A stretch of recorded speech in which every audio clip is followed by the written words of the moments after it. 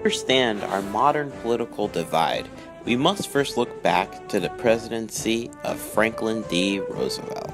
His efforts to combat the Great Depression with the expansion of government programs through his New Deal policy arguably set the groundwork for the philosophy of modern liberalism and the future of the Democratic Party for decades to come. The New Deal consisted of alphabet agencies such as the Works Progress Administration and the Tennessee Valley Authority, designed to put people back to work, along with the advent of Social Security to ensure people could retire, thus giving us the notion that the government had an expanded role to play in ensuring the general welfare.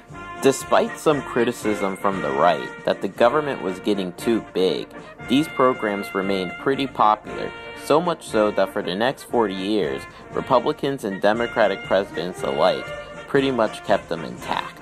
President Lyndon Johnson further expanded the role of government with the creation of healthcare programs such as Medicare and Medicaid, but also pushed for a more social liberal agenda with the signing of the Civil Rights Act.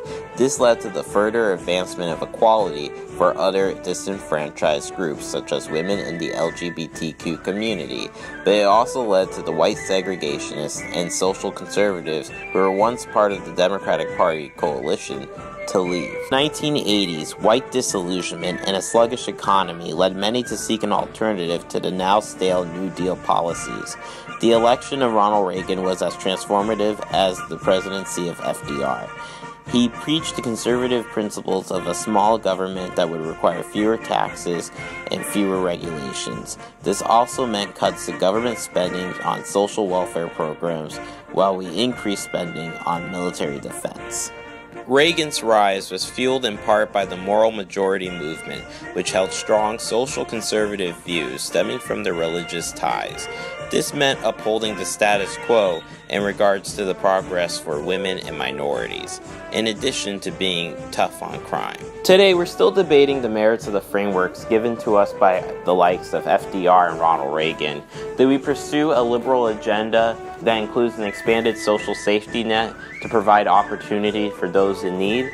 Or do we go on the conservative path to a small, limited government that's built on the promise of self-preservation and free market capitalism?